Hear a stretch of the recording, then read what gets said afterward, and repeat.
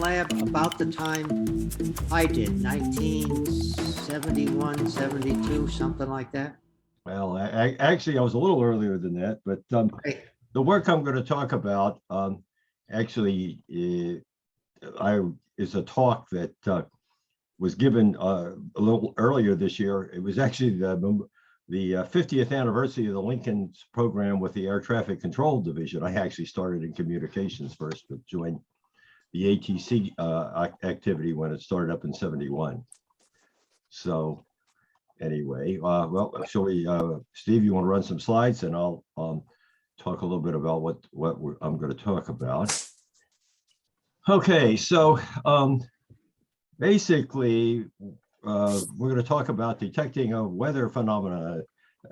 Snowstorm forecasting is both a combination actually of sensing of the weather and then also modeling and so on. So, but here we're going to talk more about the sensing application.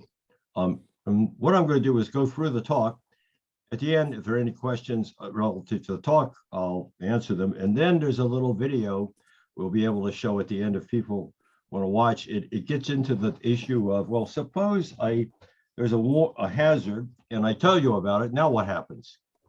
And that's what the video will describe. It was a very interesting event that occurred during some of our testing of a radar to go out and find wind shear. Could I have the next slide? Okay, so here's a whole bunch of hazards to planes. You know, certainly hail, icing, and so on. And then there's this thing called microbursts, which is what it is it's a downdraft from out of a storm that spreads out when it hits the ground. And this is a really powerful one observed in Phoenix a few years ago. And you can see there's something spreading out on the ground. And think of it as a jet of air is being squirted at the ground, and then it spreads out along the surface. And so that's basically what one is talking about. But this isn't a microburst. This is a macroburst, really a big one. Okay, can I have the next slide? Let me give you a perspective.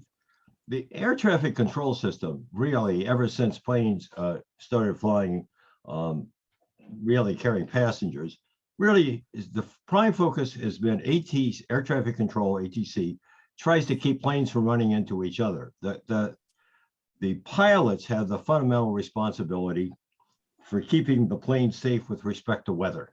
So think of it this way. The ATC keeps planes from running into each other.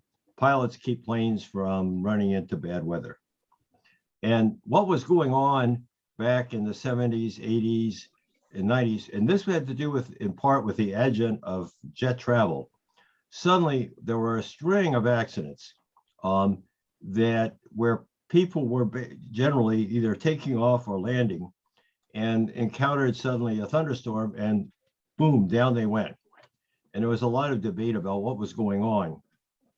And if you actually then step back and said, well, okay, how many fatalities are rising out of planes running into each other versus how many fatalities are running into a thing called some kind of a wind phenomena? It turns out there were more deaths actually due to wind shear. And so that finally got the FAA to say, well, we think we ought to do something to address this particular hazard to aviation. Next slide. So what's the hazard? Well, I told you earlier that what we have is a downdraft out of a storm. And what happens is the air is spreading out at the ground. So as a plane's coming in, approaches it, they first get a headwind, and that causes an increase in lift. And then as they transition to a downdraft, they're going to lose some altitude. And then the really bad part is when they have a tailwind, they may end up with the speed getting so low that the plane is actually going to stall. And let me say what the issue was. Why jets and not props? And here was the deal. With a prop, when you, particularly a multi-engine propeller plane, when you spool up your engines because you realize things are getting dicey, you immediately get airflow over the wing from off the prop, and that helps keep your lift. So it turns out propeller driven planes could respond faster to these changes. The problem with jets is you spool up the engine. That doesn't, just acceleration is not the same as lift. You won't get lift till the speed actually increases. So that was a key issue. And another key problem was pilot training. If you're a beginning pilot, you're told if you start to lose altitude and your airspeed is dropping, drop your nose down and try to gain speed by basically trading potential energy for kinetic energy. Not a good idea in this case because you're going to be heading towards the ground anyway. Don't increase your problems. And the next problem was pilots historically rely a lot on what did the previous pilot in front of me say? And the trouble is, if it's a rapidly changing phenomena, that isn't much help. And so that's a problem. And then the other problem was, this might be something a pilot only encountered once or twice in their whole career. So it wasn't something you meet every day. So a lot of problems. And next slide. So let me give you a sense of how fast does this change. At the top is a little conceptual model of how an everyday thunderstorm might occur. You get over on the top left-hand side, you'll get convergence of winds at the surface. It pushes some more moist air aloft where it condenses. And now you start getting a process of an updraft forming and rain forming aloft. Once it gets up there, after a while, there's so much water up there, the updraft just can't carry it anymore. And lo and behold, it starts to fall. And now you get an accelerating process going the opposite direction. As warm as this air from aloft, which is cooled down, falls into warmer air, you may get evaporation. You actually have ice particles in that cloud. And when they melt, they cool the air, and so you get an accelerating downdraft. So the whole thing might only be a half an hour.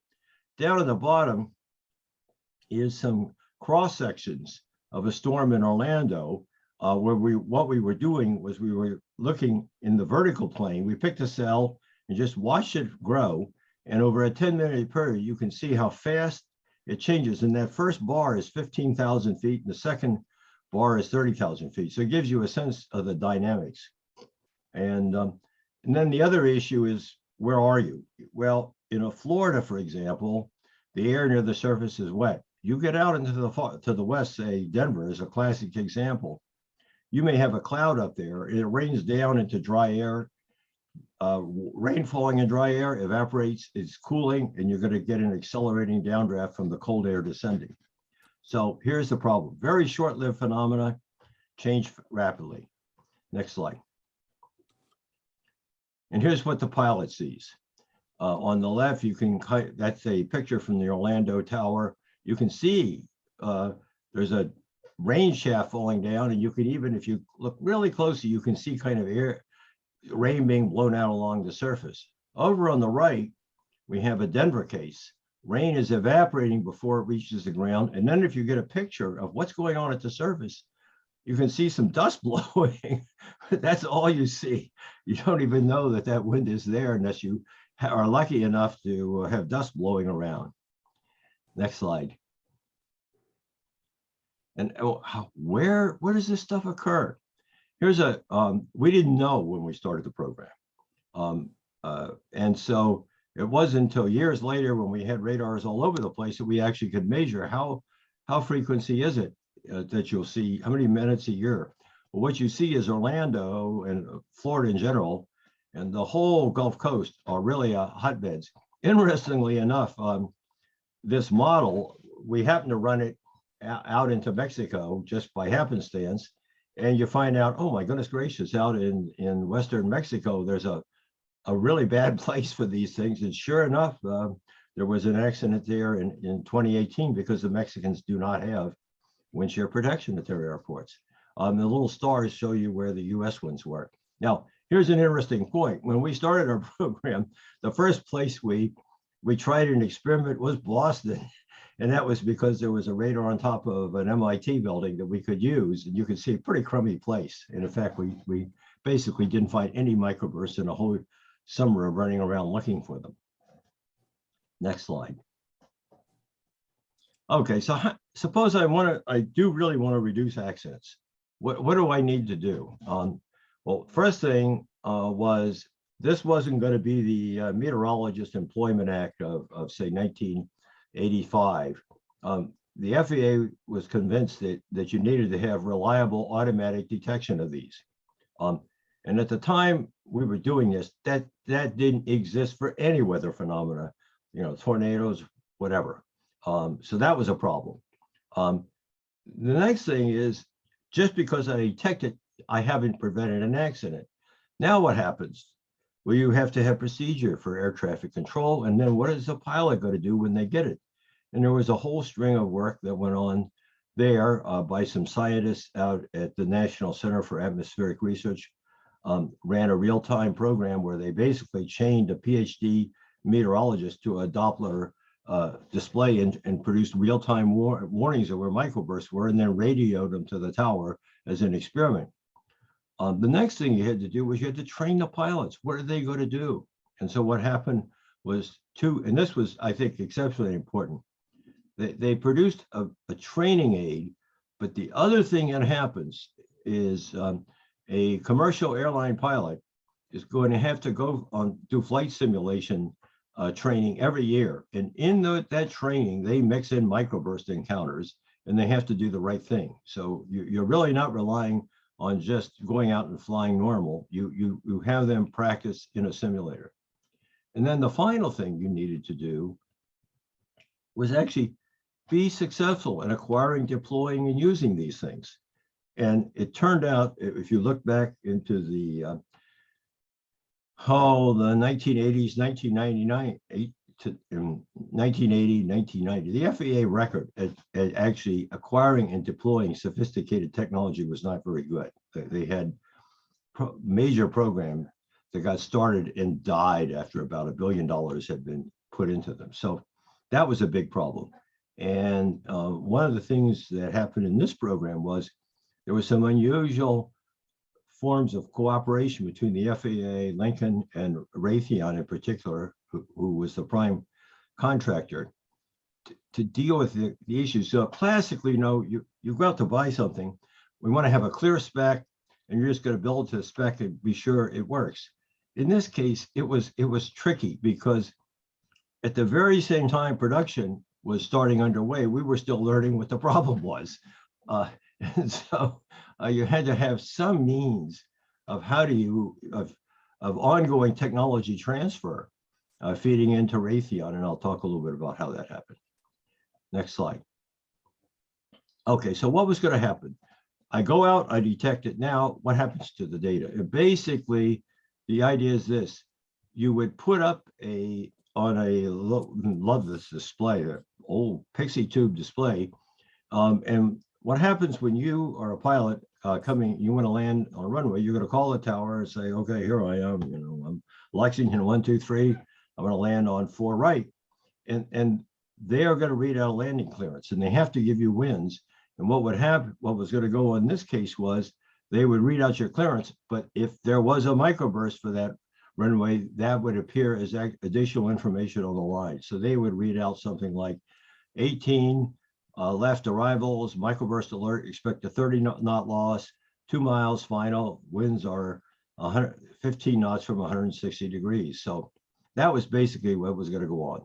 At the same time, the supervisors in the tower and the supervisors in the radar room and other places could see what was going on as a plan view display. But you weren't asking the controller talking to the pilot to do any interpretation of plan view or say, just read what's on the screen. Okay.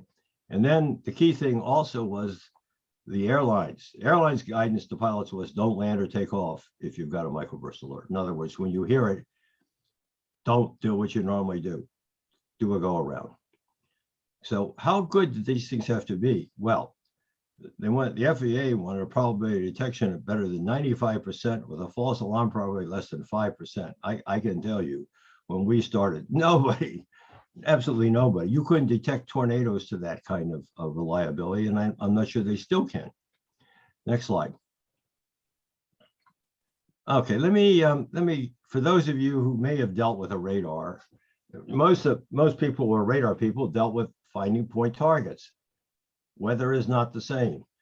Your classic radar equation for point targets is you have something called the radar cross section, you have various gains and so on. And the key point is that your return power is going to go as the cross section divided by the range to the fourth power. The problem with the issue that rises with weather is we don't have point targets. We're actually getting scattering off raindrops, bugs, believe it or not, and refractive index inhomogeneities in the atmosphere. And because as you go out further, you get more scatterers are being seen by the radar, what happens is you get a 1/r² dependence. Now, what does that do? In other words, that I don't have a fixed target. I've got this collection of random scatterers. A couple of things. The returns are basically a Gaussian random process, and you're going to have to estimate their parameters. And a key one here is what is the Doppler velocity towards or away from the radar on the average. Okay, you're going to get a certain variety. Another big problem is to measure Doppler, you want to have pulses, send out pulses that are fairly close together in time. Unfortunately, you're then vulnerable to what's called out of trip. I send out a pulse, and then I send out a pulse 2, and while pulse 2 is going out and coming back, I'm still getting returns from pulse 1. So I've got an interference going on that can be pretty fierce. And then the next problem is when you get close to the radar, oh boy, point targets are a lot more powerful, like a tower or a building, than the return from raindrops typically. So there's another problem. So, but what kind of radars are these things? Well, ours, there were two that we mainly used. A pencil beam radar, which you'll actually see scanning in the video, that basically scans around in azimuth and then at various elevation angles. And then there are air surveillance radars, and they basically have fan beams, but they have two of them that are offset slightly in elevation angle.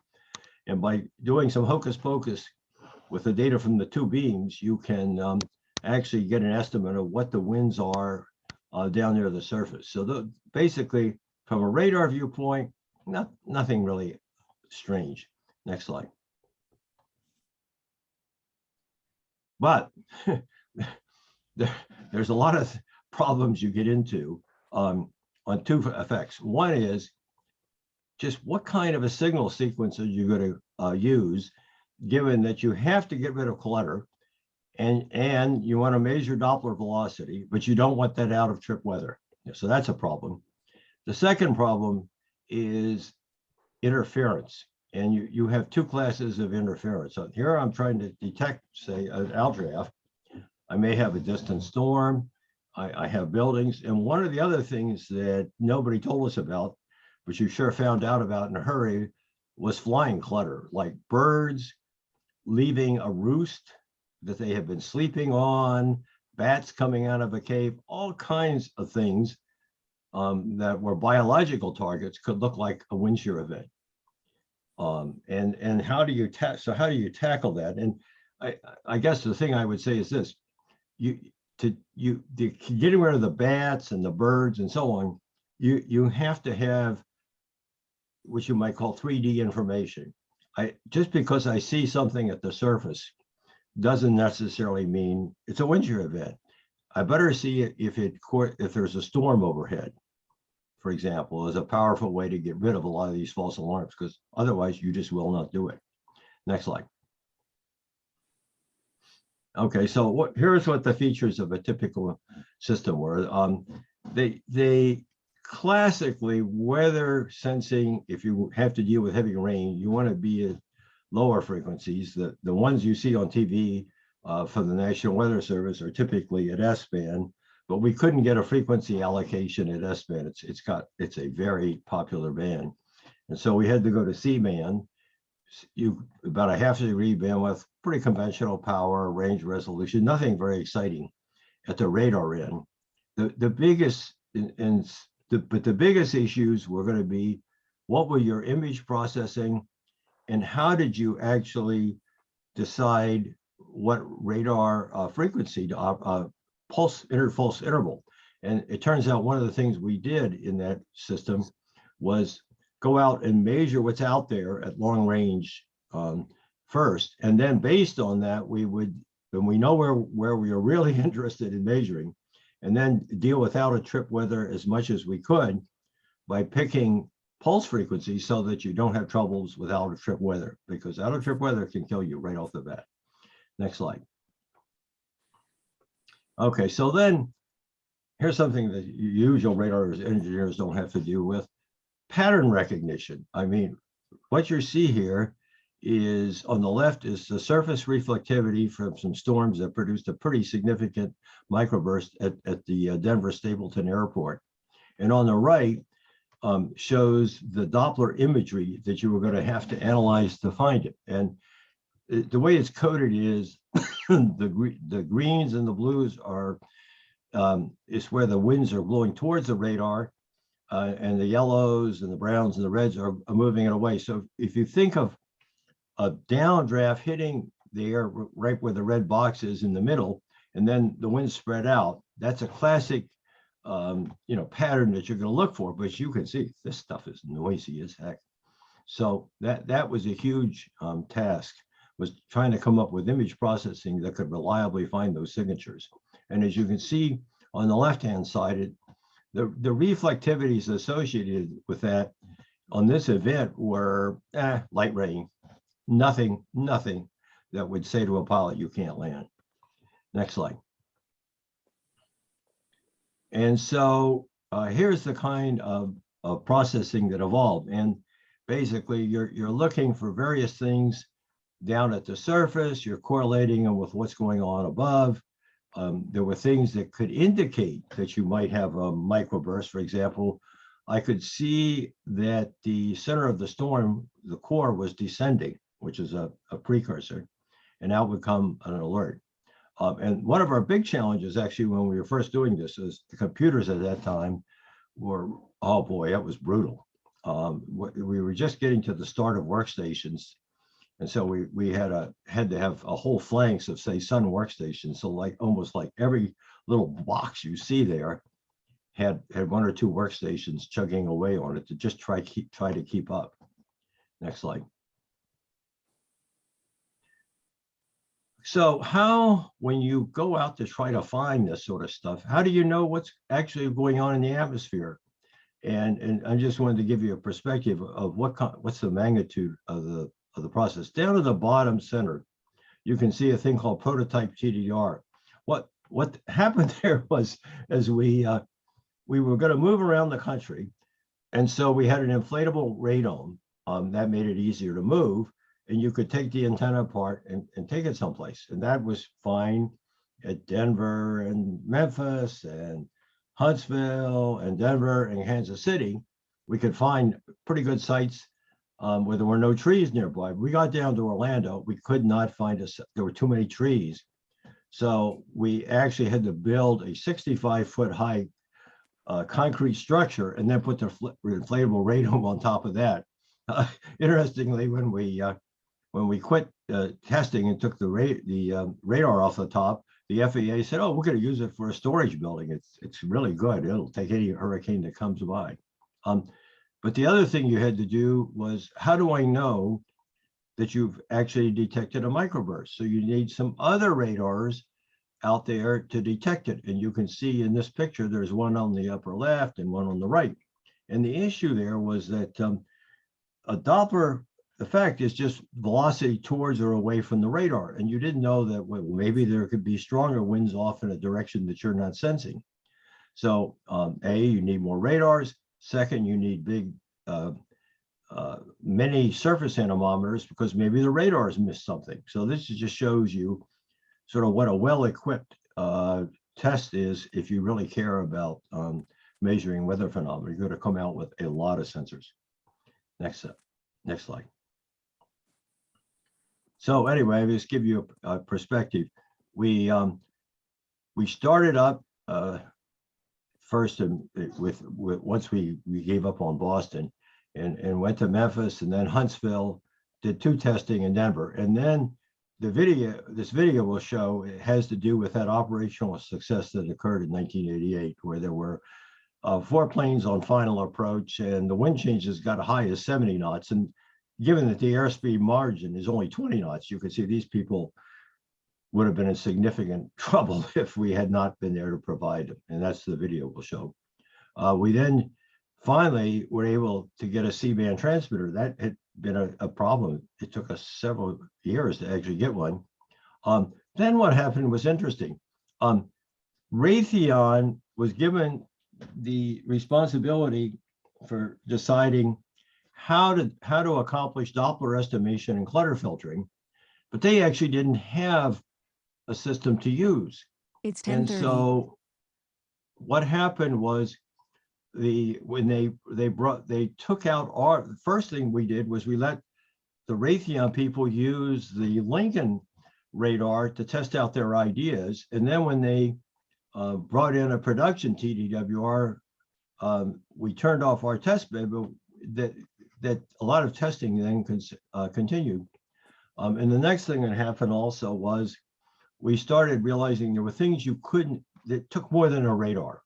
You needed to know what the thermodynamics of the situation were. There were a lot of other pieces of information that had to get pulled together, and that became an add-on to the TDW called an integrated terminal weather system, for which the radar was important, but it wasn't the only picture that you got of what's going on. Next slide. So anyway, once with the prototype, we finally got rid of false alarms mostly. We had overwarning. Turned out they were too conservative in Denver because people couldn't see the microbursts. They had a warning strategy was way too conservative. You got into Orlando, you could see where the microburst is, and pilots, if you overwarned, they just started ignoring you. So that wasn't a good idea. And then we added on a bunch of features like sending up information via data link and so on. Next slide. And it was a lot of success. Off to the left, that little guy you see there, it was a professor at the University of Chicago, and he was the guy who actually figured out scientifically that microbursts exist. And a lot of people thought by the way, if you've ever listened to stories about tornadoes, you hear an F scale. Well, that's Fujita. Ted Fujita was the person who came up with the scale of how to assess the winds in a tornado.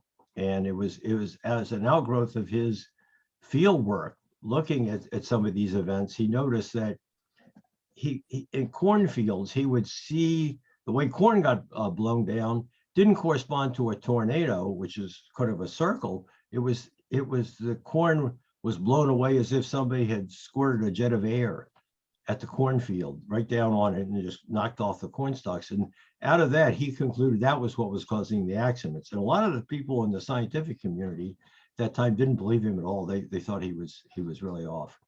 And then there was a guy at NCAR who did this first demonstration in a tower where they had human experts look at the Doppler data in real time, say, oh, I think that's a microburst, and radio it to the tower and then tell the ATC to tell the pilots.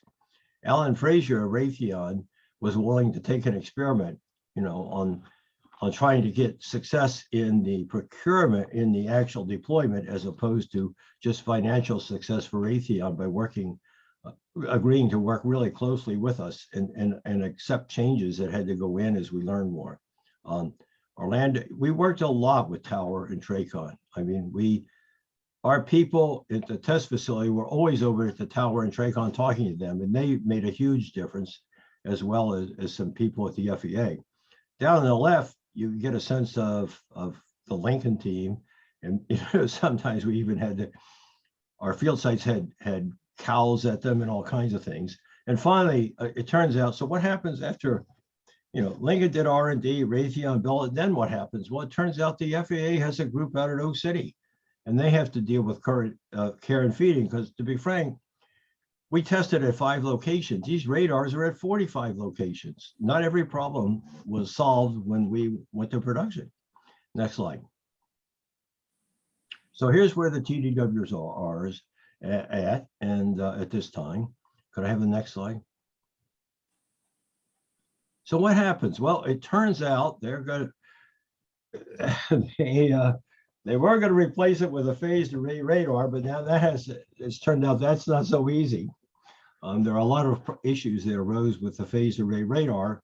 And so they basically replaced the motors on the antenna. They've updated all the electronics, so it'll probably be out there for another 20 years. There are two things you can do with this radar. Turns out one of the issues is emerging things. There's something that you saw can be very important if you ever get out onto Martha's Vineyard or Nantucket in the summer and you need to go to a hospital in Boston. It's the helicopter emergency medical service people, and they don't really have very good information, and they're flying at low altitude. And then you have UASs and urban air mobility, and this is stuff that's going to fly. And another issue is sometimes UASs may be hostile. So let me give you a sense of how that occurs. Next slide. Well, turns out around the Washington, D.C. area, there are 4 TDWRs. There's Dulles, Reagan, Baltimore, okay, and then the one that Kennedy, Andrews, which is where the president flies out of. So there's 4 of them.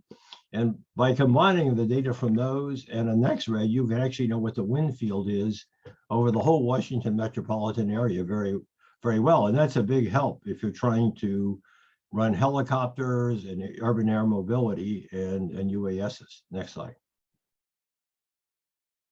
And another issue is detecting like somebody decides they're going to put something nasty on a drone. Well, it turns out that the TDWRs have a lot more sensitivity than what the FAA has for plane detection. And so it's very easy with a TDWR to see a pretty small a cross-section drone flying around that nobody is telling you about. Next slide. So in summary, I mean, we've been really successful operationally in the sense that we have never had a wind shear accident at a TDWR equipped airport in over 25 years. And I think there's a couple of things. One is we kept testing even though procurement was underway, because to be frank, weather is not the same all over the country, nor are the site conditions. There was a great working relationship with Raytheon. There were, fortunately, when we got into the 2010, seeing the kind of embedded processing you could do really dramatically improved. And that meant you could then do things that were simply not possible, say in 1990, in terms of solving these range, velocity, clutter filtering problems. There's a lot of refurbishment and so on. So that's the talk. I'll take questions, and then interested people, we can show the video. And okay, you can pull them off. So, why don't we pull down the slides? Any questions? Can I ask a question? I was fooling with my microphone. Did you create receiver operating characteristics diagrams to look at the false and the true alarms to get a feel for what you'd be telling the pilots? No, the FAA went off and had a seance and came up with those numbers, and we had to work against them. And there never really was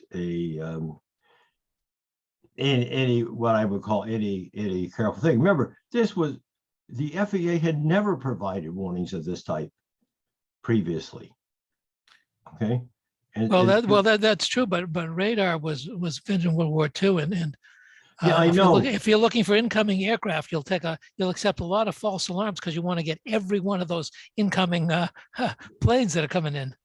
Yeah, no. What we learned well, I mean, in other words, what you're saying is, well, could you have gone to try to get a higher PD with many more false alarms? Yeah.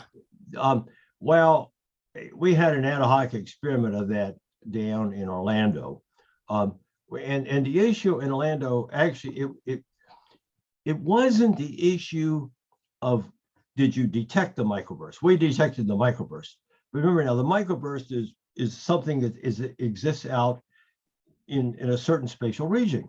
It was the question of how close does that have to be to the center line of the runway before you issue an alert? Now, based on Denver, what they had said is if it's within the region of the microburst is within 1 mile of the center line, we want to issue a warning. Okay, we're going to be really safe. Problem: the pilots could see where the microburst was with their eye, and they could see the microburst is not on my path. I'm going to land on the runway. I'm not going to land a mile off to the side.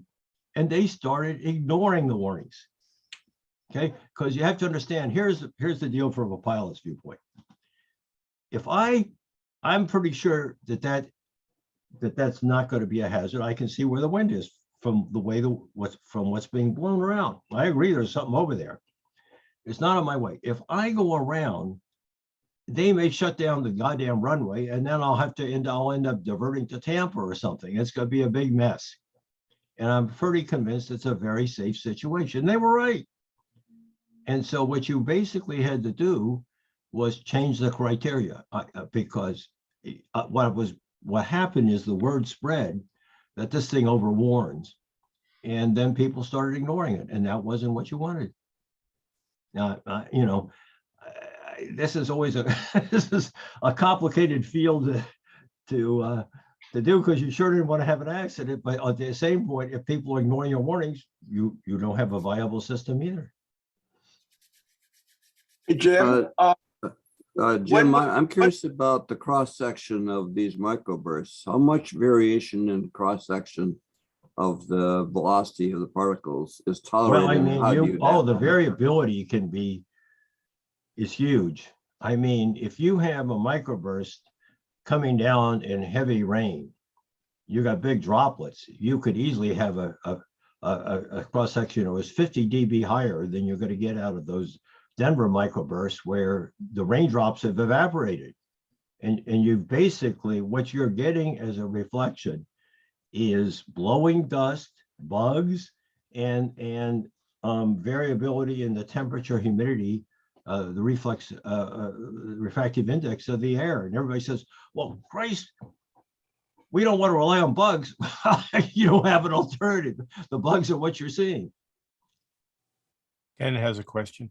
Ken? Yeah. Yeah, I have a question, a couple of questions. Do you ever consider a CW radar?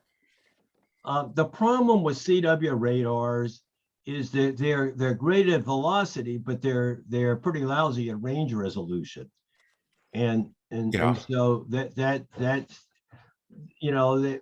they are the range resolution is the killer, because here we're talking about things that only might be a mile across. Well, you can use phase modulation to get range. Yeah, I know, and so that's an alternative. I think the biggest problem I think you would have there is going to be the outer trip weather. Okay, on the outer trip, did you consider using a pulse modulation? Well, to solve that problem? Basically what we ended up involved. That's more typical of what's out there, currently. The in terms of what's being used now are a sequence of pulses that are not equally spaced. There's a whole bunch of tricky stuff going on that was implausible to do in 1990, and now you can routinely do it. So that's one of a class of upgrades that took place after deployment. Back in 1990, you were constrained heavily by the signal processing capability. Yeah. Good. Thanks, Jim. Tony has a question. Yes, thank you. In slide 5, you listed several of the factors that are contributing to clutter, and one of them was the ground clutter. Do you know if it was eventually subtracted, at least compensated, so that it can remove the fixed ground clutter, like things from buildings and so on, that tends to be constant as opposed to birds? Well, okay. Well, that's an interesting point. I mean, what we ended up, it turned out buildings and things like that they were too much for our clutter filters in relationship to these cross sections that we were trying to detect. And so you ended up with basically point target editors running on the back end, where you said, I know this range elevation azimuth cell has clutter always in this cell. Just throw out that cell. I'm looking for a distributed phenomena so I could get rid of individual cells.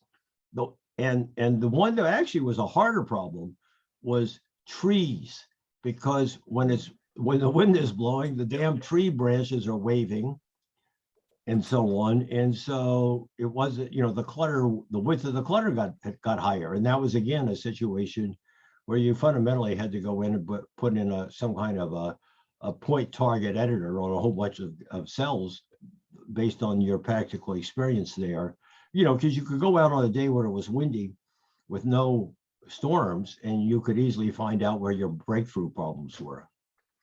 Okay, one more question. It has to do with slide 13, and if you can put it back up, Sure. helpful.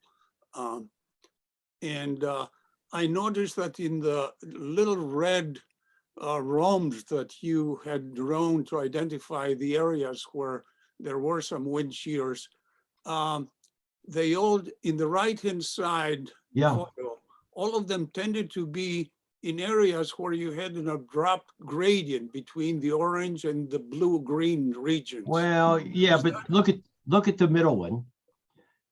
There's not much gradient there to hinge on. And when I say gradient, I mean transitions kind of between the orange, yellow, and the dark green. Yeah, right.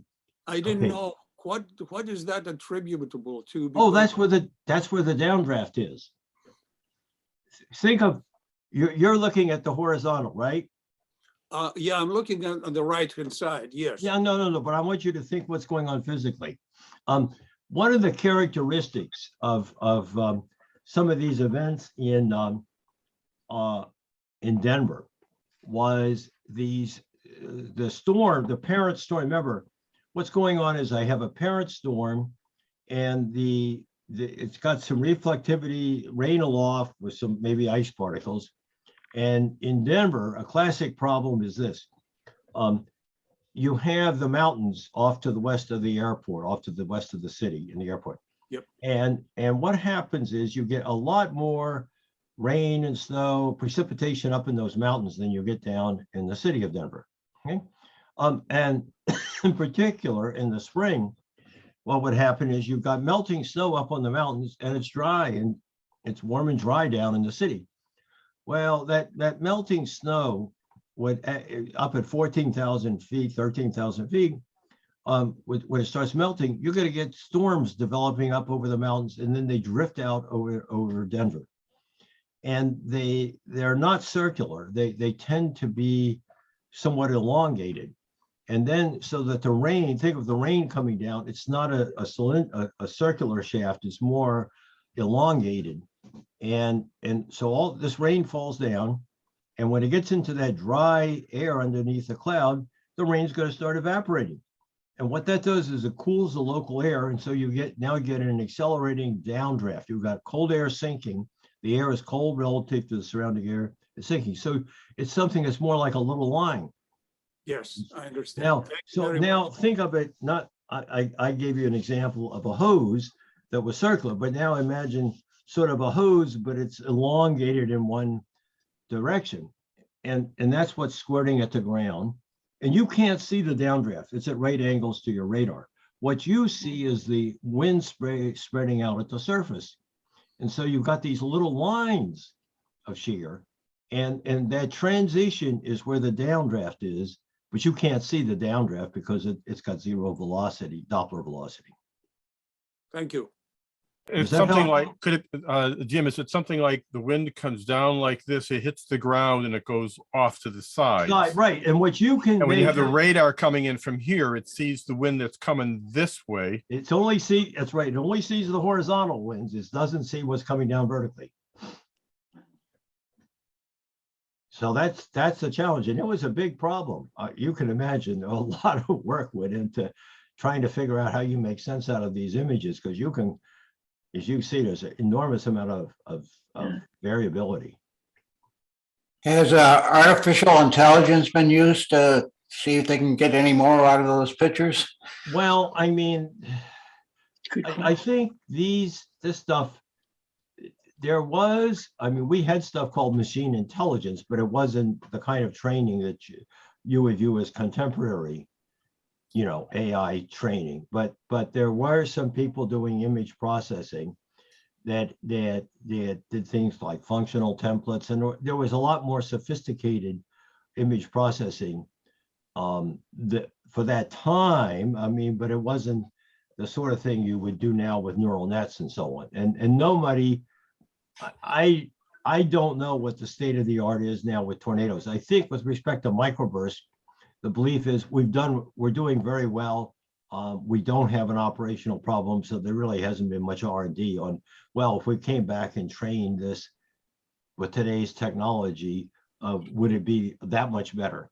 I don't think so. I think the biggest problem that you would be continuing to address is sort of the conundrum of range, velocity, folding, mixed in with clutter suppression. Mhm. Interesting. Jim? Yeah. What's the operational cycle for a TDWR? Do you have maintenance every year? Does it run for several years before you have to shut it down? I mean, these are No. They have, well, they first have they sort of think of it as a two-tier. You have the local techs, say, you know, okay, Orlando has a TDWR. Okay, so they have you know, technicians associated with the Orlando tower and radar room, and they'll go out and do routine maintenance on an ongoing basis. If they think there's a problem, and then there's this second tier, which is a program support facility, which has got more engineering support in Oak City. And they can see what's going on with real-time diagnostics in the radar. And if they think there's a problem and or the site people say there's a problem, they'll send in a team from out of Oak City. So I would say they probably have at least monthly local maintenance, you know, to just deal with, you know, all the things you have to deal with. You've got a mechanical system. I mean, the electronics you can monitor pretty well remotely, but things like the gears and the oil and all the mechanics of that radar waving around, that's a different story. Hey, Dick Wagner? Yeah, can I tack on to my previous question? How much variation in the Doppler signals do you see in the vertical direction? And how do you compare a microburst to just normal weather patterns that are occurring as thunderstorms or other atmospheric storm events? Okay. happen? Well, okay. First problem is almost never have people directly measured vertical velocity.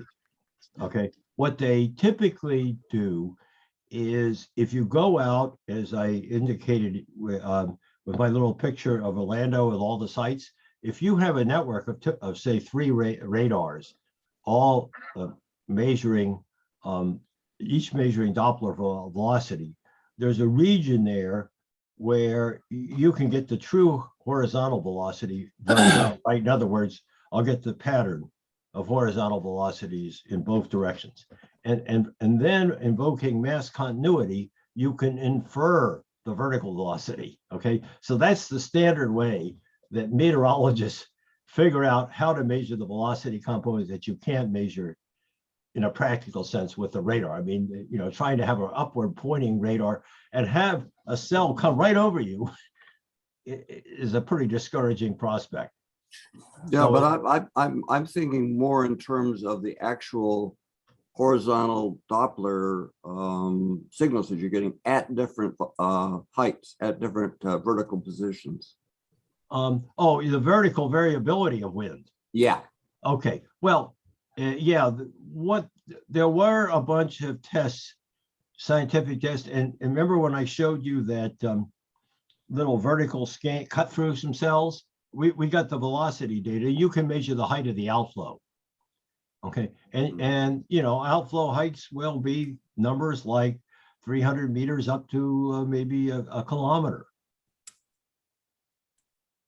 Okay, so there is definitely variability, and that's a key issue that you have to consider in finding a place to put the radar. Let me tell you, finding sites for 45 radars in major metropolitan areas is not easy. It is brutal. And I mean, there are some major airports like LaGuardia that have relatively crappy coverage. And that was courtesy of the good Senator D'Amato of New York, whose constituents objected to a radar going up on a hill near their house. And so we couldn't put a radar that had a good sight, a good view of LaGuardia. What happened is they put the radar out in Sheepshead Bay, a little bit to the south of Kennedy Airport. And if you've ever driven from LaGuardia to Kennedy, you're going to find there's a big hill in between those two places. So LaGuardia has got actually some relatively iffy wind shear protection from a TDWR, and it's all due to Senator D'Amato wouldn't let us put the radar up on a hill by where some of his important donors lived. Cindy has a question.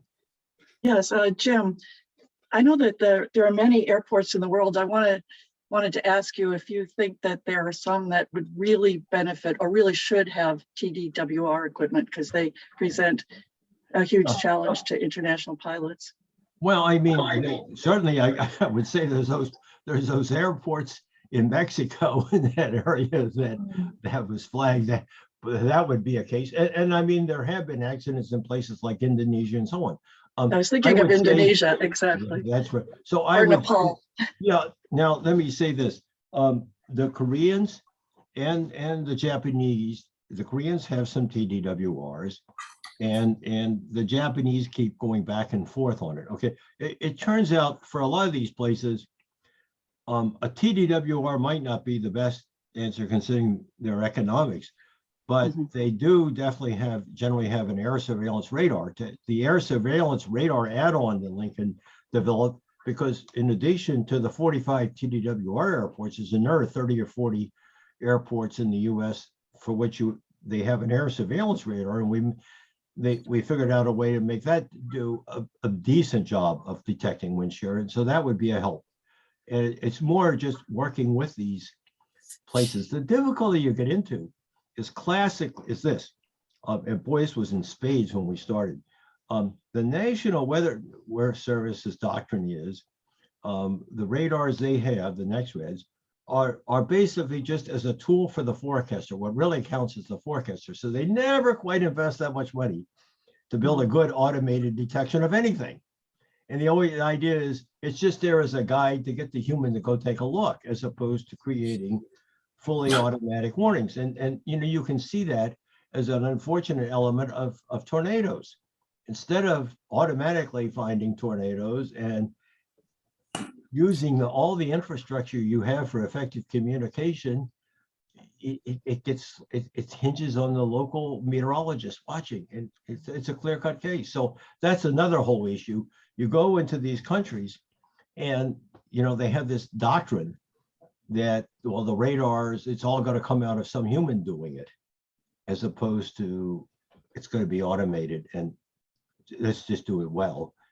And you know, I think they could, but you know, you have to deal with some cultural issues there about air traffic control and weather. Okay, so this will give you a sense of what's it like if you really gotta work. So hey, if you're supposed to be at work at 8 o'clock or so, you are late. And we got bumper to bumper on 25 South at the I-70 interchange and a fender bender on East Colfax, so you better beware. Well, it looks like another summer Monday in the Mile High City. Beautiful this morning, high near 90, and a chance of dribbles and thunder bumpers in the PM. Now here we go for 10 in a row.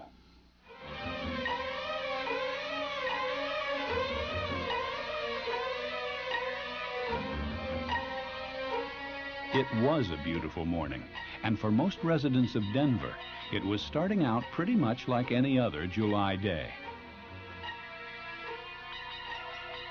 But on the city's outskirts, after nearly a decade of work, a group of researchers from MIT's Lincoln Laboratory and the National Center for Atmospheric Research were readying a new Doppler radar wind shear detection system for its 9th day online. This is the story of the events of that day, July 11th, 1988. A day that at least 4 flight crews on approach to land at Stapleton International Airport will remember as the day all hell broke loose.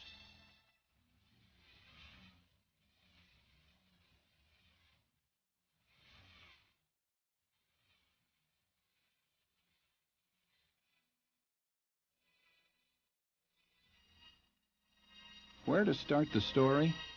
Well, probably here with the new system. A system that will automatically identify and report the location, intensity, and direction of movement of wind shear events that could be hazardous to air traffic. A Doppler radar, sited specifically for the airport and using sophisticated ground clutter suppression techniques, searches the airspace in a 50-mile radius of the terminal area. The massive amounts of raw radar data indicating the reflectivity, the velocity, and the spectrum width of a storm are so complex and updated so often that it requires sophisticated computer technology to process and present the information to controllers in a simple format, showing the alert notification, the runway segment affected, the predicted airspeed loss, and location. Now, because this was an operational test, the decision was made to have a trained meteorologist monitor the system to ensure that no wind shear event of 20 knots or more occurring in less than 2½ nautical miles went undetected. Bill Mahoney was working the operations center on July 11th. Here's how he remembers the day. At Stapleton, there was very little weather for most of the day until about 3:30 in the afternoon, when the thunderstorms began moving off the mountains. And then about 3 or 4 minutes after 4, I looked on the radar screen and noticed this very, very strong but very close microburst that was just south of the east-west runways. And at first I didn't believe it because it was the strongest, tightest couplet in velocities I'd ever seen. Fortunately, the TDWR algorithms did alarm on the microburst in a timely way, and we knew that the system was functioning as planned. We were just a little bit nervous of the fact that there were aircraft continuing to arrive through the event. And continuing to arrive they were. In all, 5 flights were inbound to Stapleton's east-west approach corridor. 4 will eventually encounter the now building microburst, and the 5th will make an early decision to avoid. Who wants to go missed? At 862, we'd like to go out to the right here if we can. United 862, change runway to 35 right, cleared to land. I do have a microburst alert that runway, wind 350 at 15, a 40 knot loss on a 3-mile final.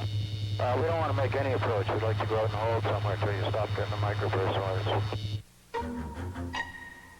The next flight entrail was United 395. First Officer Bernie Dolan was the pilot flying, and he remembers the afternoon very clearly. The ATIS reported low-level wind shear, which is standard. You get that probably 50% of the time at least all summer in Denver. And there was a great large dew point spread, and they were calling the winds about a 3-knot tailwind on final. And we were ducking in and out, trying to avoid the cumulus clouds. And the bumps were significant, particularly at the lower altitudes. I think over Kiowa we asked for a descent down to 14,000 feet, and it was very uncomfortable at 14,000 feet, moderate turbulence. We managed to get clearance on down to 11,000 feet, driving in at 11,000 feet toward Altura. And as we approached Denver, the visibility was very good. You could see a long ways, but there were many small clouds, not heavy, clouds that you could almost see through with a lot of virga. We were planning to fly at 20 knots high. Normally only 10, but the conditions were right, and we had decided to fly 20 knots above ref. So we wanted to get it down and get it on the ground and get the airplane stopped was my main consideration. By 7 minutes after 4, the tower was receiving this alert. And this was the result. United 395, Denver Tower, runway 26 left, clear to land. Winds 2105, a 40 knot loss, 1 mile final, microburst alert, not substantiated by aircraft. That got my attention, and I started, I was itching at the throttles. I had the power up, and the speed was up, and we were just a little bit high yet, but getting down there. I'd gone back to flaps 30, and all of a sudden we got the whoop whoop pull up, whoop whoop pull up. We got it twice, and I pulled the nose up slightly, and as we got the first whoop whoop pull up, and after the second one it ceased. But at the same time the airspeed began to drop, and it dropped quickly within a second or so, maybe slightly more than a second. I'd say it dropped 10 knots. The captain said, let's get out of here. There was already a little rain on the windshield, and the runways were wet by this point. I immediately went to takeoff thrust, brought the nose up to a takeoff pitch attitude, and during the rotation there was a little bit of a sinking feeling, and within, I would say, just a second or two, we seemed to be climbing nicely. The airspeed began to increase. United 395 was the first of what would eventually number 4 flights to go around before the microburst dissipated. The next flight, United 236, was approaching Stapleton on a trip from Seattle. Captain Jerry Bear picks up the story. And as we approached the marker, coming up, we had everything done, and the approach speed that day was 140 knots. So as we come down, the co-pilot was flying. He slowed to 140 knots. We started down, and I could see Virga coming out of the cloud. And most pilots looked and said, well, you know, this put on 10 more knots for Grandma, you know, or whoever you want to put the speed on. So I asked Dan to put on another 10 knots of speed, which we did. And so we were about 150, and this kind of like a wave hit the airplane. And the airplane was, as I said, kind of felt like it was backing up and was rotating up on its axis like this. And he was shoving forward on the yoke and pulling the power back, and then we had no power in the airplane, and within probably 5 to 7 seconds we went from 150 knots to 210. But it was smooth all this time. It was smooth.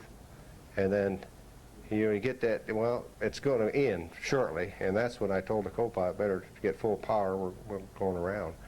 And he came up with full power, and then it just like it gave out, and then we had violent bursts from the, I guess would be the microburst.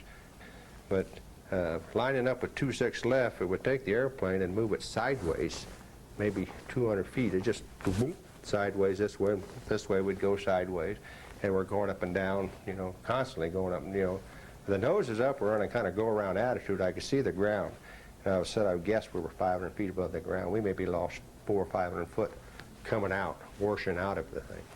And we were probably 500 feet with the nose up, trying to go around with takeoff power. And said we stayed at 500 feet about 55 seconds, they said.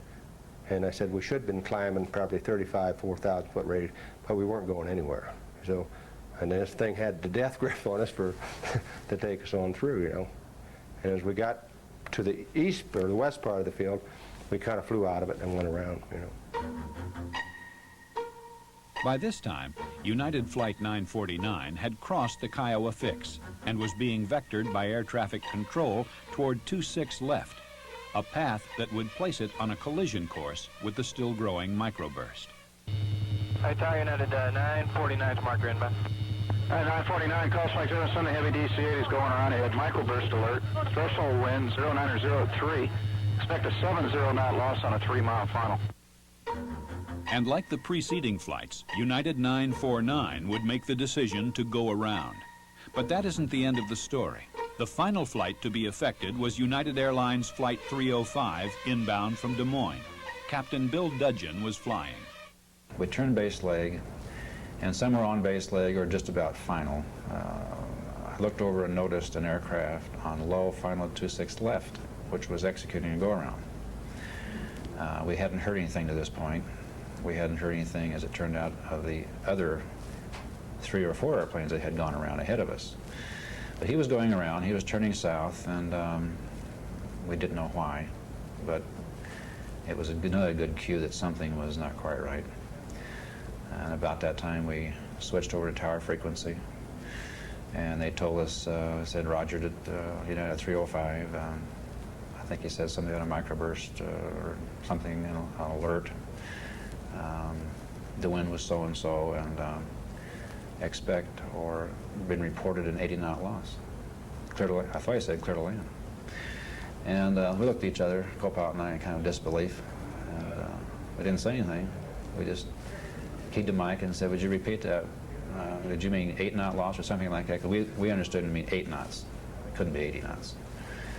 And he said, gave us the same message again. And I said, 80, expect an 80-knot loss. And so he says, what are your intentions? I said, well, we're going to go around. That's our intentions. And we did. We executed go around, pushed the throttles up, flaps 15, gear up. And because at that point, we had no airspeed loss, except we just couldn't slow the airplane down. We had just the opposite. We had no altitude loss. And so we did a standard go-around procedure. And we had just about got the flaps up to 15 and was into it when we started getting some turbulence, probably moderate or so. It shook pretty good for probably until it was in our turn to the north. And so we went around. We were 1,000 feet AG, that'd be about 6,500 feet. Our go around altitude was 7,000 feet. And normally with that airplane, an advanced airplane, I believe, when you shove the power up like that, you're going to pop up to your altitude real quick. But we didn't. It took us from that point all the way over the field and was into our turn, or had just completed it, northbound when we finally got to our altitude. Yeah, 305, continuing right turnaround now, heading 010. Grounding 010, unit 0. During the same time period, another part of the story was unfolding here in the tower. Craig Rader was working the local control position that afternoon and remembers the sequence of events very clearly.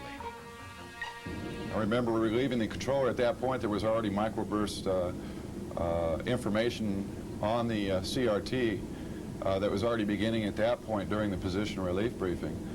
And consequently, I assumed the position from the other controller, and as the situation went on, the microburst intensities became worse. I believe they started out at 40, and then ended up 50, 60, 70, and at one point, at the worst scenario, it was 80 knots.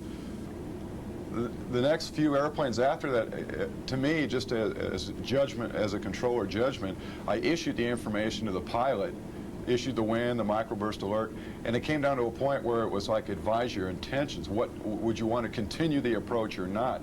I felt at that point that maybe rather than just issuing them a landing clearance, where if they wanted to land, I certainly would have, to where I wanted to more make a point that there was something out there. We've had all these go-arounds. It was obvious to them, because we were running visual approaches that day that everybody was going around, to where I was going to give them another option, to where, you know, if you don't want to continue the approach, that's fine, we'll do something else. And that's the way that's kind of the way that it went as the situation progressed and got worse and worse. It's a good system. I like it. It's definitely a lot better than what we had. Overall, the microburst delayed air traffic for a total of slightly more than 30 minutes. But with the exception of some bumpy rides, no one was the worse for wear. Now, let's take a look at what the flight crews knew was there, but couldn't see. Because in most cases, the dynamic movement of wind shear events are invisible. However, when condensed through time-lapse photography, you can see the devastating effect of the microburst.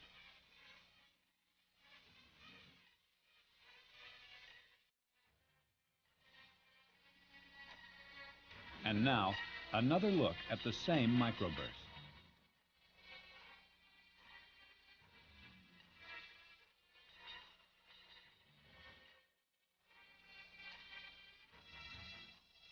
The effect of a microburst of this magnitude easily explains many of the unusual events noted by the flight crews.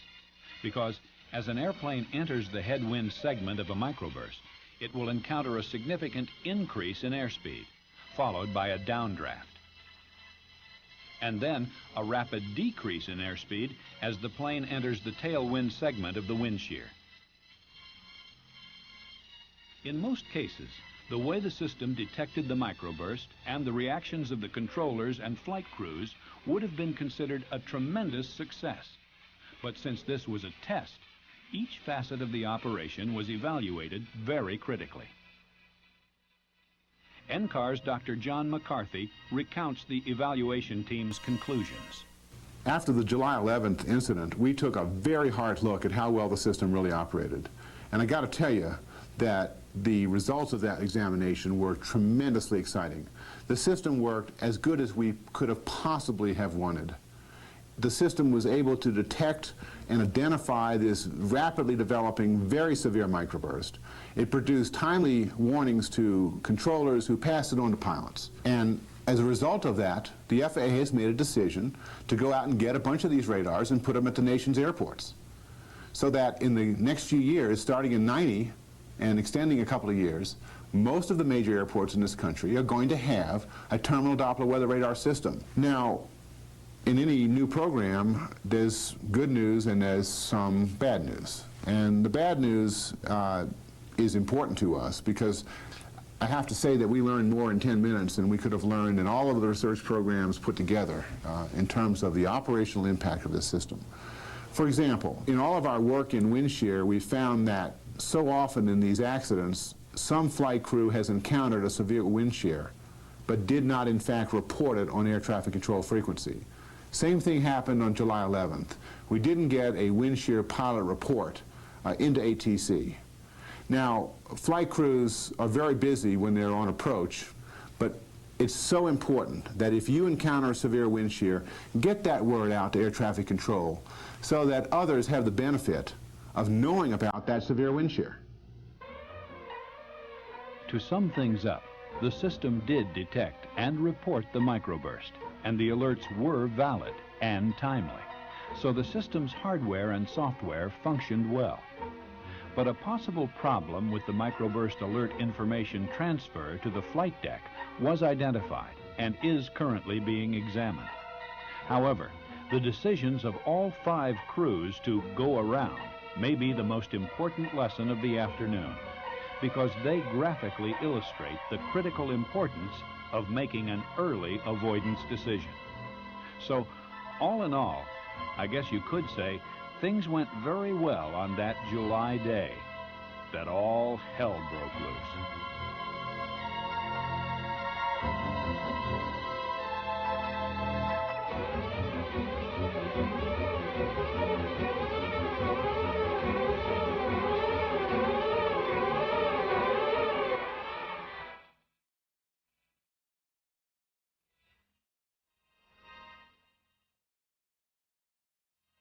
It gives you a little sense of the practicalities. One thing I should explain, in each case, when for the most part, when the controller read a clearance, they said clear to land. And you say, well, why is that? And the answer is this. You don't know on the ground what the state of that plane is. If they're running out of fuel, they may have to come down. They're going to come down one way or the other. The cleared to land just means the runway is available to land. It doesn't mean you should try to land on it if you can go around. But that again goes back to this fundamental thing that goes back to maritime. The captain is the commander of the ship, and the FAA, if they say it's cleared to land, that just means it's okay to land. There isn't another plane there. That's our responsibility. But whether you should continue the approach, that's up for you to decide. So I just wanted to explain what's going on there. It's this key responsibility factor that the pilot has to take the prime responsibility for the safety of the plane. Did they have Alfred Hitchcock choose that music for the soundtrack? Oh, I don't know. You'd have to know the individuals involved in this. So I'm not going to get into artistic license But anyway, but it gives you a sense of sort of what kind of things are going on operationally when you actually provide this stuff to the system. How long was it before this system was put into effect? There was a date of 1988, I believe, when that film was made. How long did it take for it to actually get out there? Oh, it was about a decade. I mean, in part, there were for example, there was an accident at Charlotte in '94 before the radar had been installed at Charlotte. I mean, and you really had two things that were, one was just the problem of procuring and all these radars, and the other problem was some of the sites we went around and around. I mean, New York took forever. Some of those sites we just went around and around trying to find a site. Mm-hmm. I thought it was interesting, the affect of the pilots with the very flat, matter of fact affect on something that's life-threatening to them and their 150 passengers. And certain personality types are necessary for high-stress situations. That if you're going like this, you're not suited to be a pilot. You have to be able to concentrate. You have to be able to aviate, navigate, and communicate calmly and come to a rational conclusion in a timely manner and not get all addled. Because if you do, nothing will happen. Or maybe the same for surgeons. Yeah. Oh yeah. Well, surgeons just have to have a poor memory. Again, that's one thing I thought it would be important for you to get a sense of. What we're providing is an aid to a decision. What is that decision-making process like? And you got a sense there of we have these bumps and so on, and they're sitting there trying to decide what to do. Whether to crash or not. One more question about how long did it take the research that you were involved in to happen? In other words, so when did this project start? Well, I mean, the Lincoln research started in '83. We did its demonstration at Boston, trying to use this MIT radar. And as I said, we just didn't have any decent weather. I mean, it was a great summer to go to the beach. And we didn't really have a field radar until '85 when we went to Memphis. We were actually in a place called Olive Branch, Mississippi, which is kind of just across the state line. And that's when we started to get actually some decent data to use in the image pattern recognition while we were still trying to figure out how to deal with range velocity, and, just getting all the components together. And there was a famous microburst in '86, I think, called the Hickory Ridge microburst, where some of us had gone down to the field site to watch what was going on. We were going to a shopping center to get a sandwich, and microburst came down on top of us. But so, I mean, it was a pretty fast transition. I mean, we went from '85 to doing the '88 thing was a formal demonstration to go ahead with a procurement. In other words, the FAA wanted to have a real operational demonstration to see if all the pieces worked. And that's what started in '88. What they didn't say in '88 was about 6 days before that detection, we'd had a horrible false alarm. We found there was a type of microburst we had never seen before, and it turned out it was the wind change met the threshold, but it was spread out over a wide area of space, and so it really wasn't a hazard because the wind was changing very slowly, and so we had and we tied up Stapleton for a half an hour.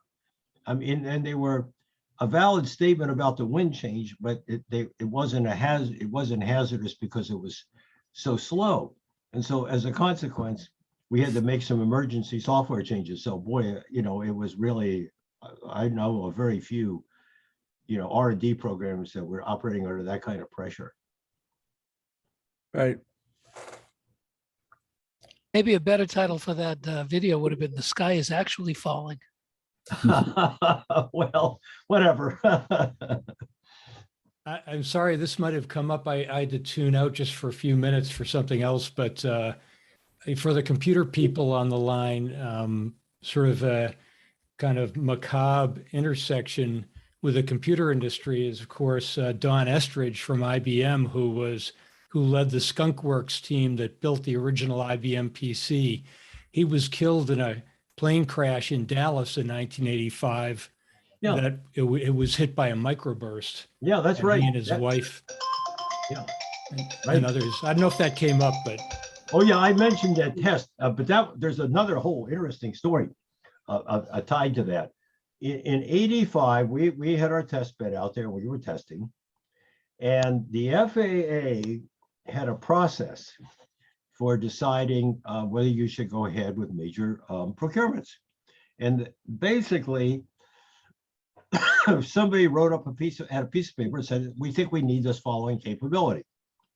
And then they would take it around to the various operational branches of the FAA to see whether they concurred. And in '85, I talked to the guy who was carrying a piece of paper out, and he had 4 non-concurs. And the reason they were non-concurring is they didn't want the FAA to have a weather service. Okay, they felt it wasn't the role of the FAA. And then there was the Dallas accident that you just mentioned. And the next morning his phone rang, and all these people decided they were going to change. They had just decided to change their vote. Okay, so I mean, sometimes it's very small acts of randomness that impact, because that would have stopped it right on the spot. But there was that accident. So that was one of those, oh my God. And of course, after Estridge's death, again, on the computer side, IBM, the next big rollout was a proprietary architecture for the previously open architecture IBM PC. And that was the end of the IBM PC, and the rest is history for IBM. And right, they lost their visionary. Yeah, well, yes. I mean, and of course, now you look at this picture, the modern computers, there's this little Sun workstation, and that was state of the art. I mean, it was that, or trying to do it on a Fortran on a Perkin-Elmer, and I mean, oh boy, I mean, but the trouble was, like, we had guys who were doing AI stuff in Lisp, and they needed a workstation. They couldn't do it on a Fortran machine. Jim, how much operational power are in the computers that run a current TWDR? Oh God, I don't know. I mean, there've probably been 4 or 5 upgrades. I don't even know. I haven't even tracked. The problem is the functionality that was in the TDWR has been subsumed into a bigger system that does things like forecast storm motion and a bunch of other things. So it's hard to say. I mean, I could email out to you. I'll find out what they're running as the current technology. But it's the thing is, there were a bunch of other problems. For example, the controllers have display as to where the storms are is driven by the air surveillance radar, but the air surveillance radars have a problem of what's called anomalous propagation. When a thunderstorm comes by, it puts out a pool of cold air, and now the radar beams will get bent in ways that don't normally happen, and they get ground clutter in regions that they normally don't see. And one of the problems is you saw in the movie how the dynamics of those outflows, those videos of you can see how things are blowing like mad at the surface. Well, that's cold air. And so when you get that kind of a cold air going by a radar site, it actually causes anomalous propagation, and suddenly you'll find you're getting ground clutter from places you never see normally. And it would look on their radar screen, you would actually see the ground clutter region moving as the cold air moved. And so that was causing a lot of problems. And the only way you could sort it out was compare the radar data from that radar with some other radars, and then decide that's bogus. And so, as I say, there's a larger scale system that it's embedded in, but I'll find out and email out to Steve, and he can then circulate it for people who are interested. Just kind of where are they technologically now in doing that? And I'll furnish an article that talks about what this this, if you like, larger scale system does, to give a sense. Thank you. And what I can do is put those on the computer group wiki site. Yeah. Along with a link to the video and the slides. One-stop shopping. There you go. It is 11:30. We can continue, but I just wanted to point out that next week we have Charlie, who's going to talk about some little bits of physics, quantum physics. Charlie, do you want to say anything? Well, it was a number of years ago, I proposed that there would be 3 lectures on quantum mechanics, partly to get us to the point where we could talk sensibly about entanglement, whatever that is. And John Rudy's, well, I only gave one, and then it just all sort of disappeared. But John Rudy asked me to give that one again, and then scheduled a follow-up. And so next week, I'm going to talk about why we need quantum mechanics, which has features that were disturbing to such eminent physicists as Albert Einstein, and continue to be disturbing until you just get used to it. I think that's the bottom line of quantum mechanics today. But I'm going to talk a little bit about the problem that quantum mechanics, conceptual problem that quantum mechanics solves. Hey, Charlie, who is the first person to have coined the term quantum, etc.? Who was the first person to do that? I don't know the answer, Tony. Okay, next might be time, Max then. Planck. Max Planck is the first one who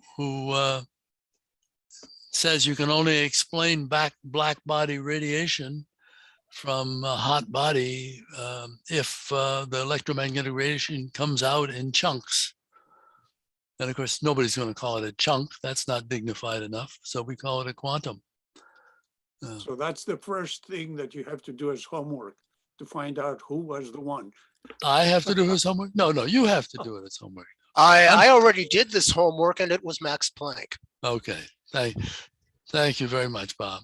Before we That's what digress- I had forgotten that I must always keep in mind that whenever I'm giving a talk, Bob Primick is my backup. Dr. Google is my backup. Well, that's good. Dr. DuckDuckGo is mine. Before we get too much into our digression, I'd like to thank Jim Evans for the presentation today. I thought it was really downdrafty. Nice. Yeah, excellent. Thanks. All right. And yes, and I have to go. If that's it, we'll see you next week. Jim, do you have another minute or so? Sure. This is not related to aviation. It's related to my house and a couple of houses nearby.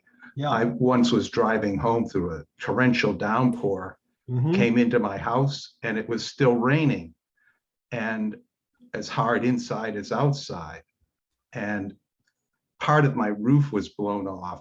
The house next door, most of the roof was blown off, and the house was a total. And then a house about 500 feet away part of the roof was blown off. And it was attributed by other people to a microburst. And my question is, I've never gotten to ask anyone who knows about microbursts, can it be that targeted? And obviously they can occur, they don't have to be near airports. They can be anywhere. No, I mean, Ted Fujita, a lot of his notions of a lot of the scientific experiments were nowhere near airports. They just, sprinkled some radars out in a region and looked around to see what was happening. The storms don't know about the airports, to my knowledge. So, and as you heard, I mean, but can they be that targeted?